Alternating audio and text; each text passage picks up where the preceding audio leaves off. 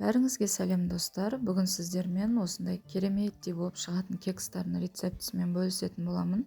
Өте сәтті шығатын рецепттердің бірі. Кекстарыңыз ешқандай да қатып қалмайды, кеуіп кетпейді. Жасап көруге кеңес етемін. Құрамына ешқандай сүт, сұйық май құюдың қажеті жоқ. Өте қарапайым ғана ингредиенттерден тұрады.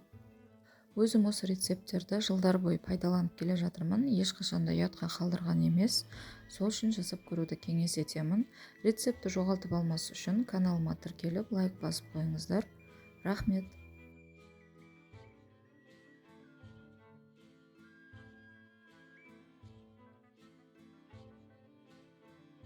Ең алдымен өзімізге ыңғайлы көлемді ыдысымызды алып аламыз. Оған 4 жұмыртқамызды жарып, үстіне қантымызды қосып, жақсылап венчикпен араластырып аламыз.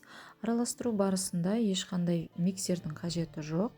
Сол себепті шанышқымен болмаса венчикпен араластыра берсеңіздер болады.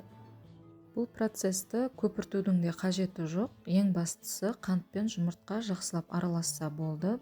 Бір-біріне біріксе болды. Үстіне майонезімізді қосып, жақсылап оны да қосып араластырып аламыз. Жұмыртқа, қант және майонез біркелкі массаға айналғаннан кейін оның үстіне қопсытқышты салатын боламыз. Қопсытқышты ұнмен бірге салғандарыңыз дұрыс болады. Үстіне ұнды қосып, жақсылап араластырып қоймалжың біркелкі массаға айналдырып аламыз. Массаны мұқият араластыруларыңыз керек, ұнның түйіршігі қалып кетпеуі тиіс. Мен әсемдік үшін мейіз қосып жасадым. Сіздер қоспасаңыздар да болады, өздеріңіздің қалауларыңыз біледі. Дайын болған консистенциямызды кондитерлік мешокқа құйып аламын. Сіздер қасықпен сала берсеңіздер де болады. Кондитерлік мешокты пайдалану міндетті емес. Пешті алдын ала 180-200 градуста қыздырып қоямыз.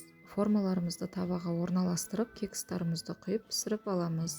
Кекстарыңыздың күйіп кетпеуін қадағалаңыздар, сонда әдемі шығатын болады. Рецепт ұнаса лайк басып қойыңыздар, каналыма тіркеле кетіңіздер. Барлығыңызға ас болсын, назарларыңызға рахмет.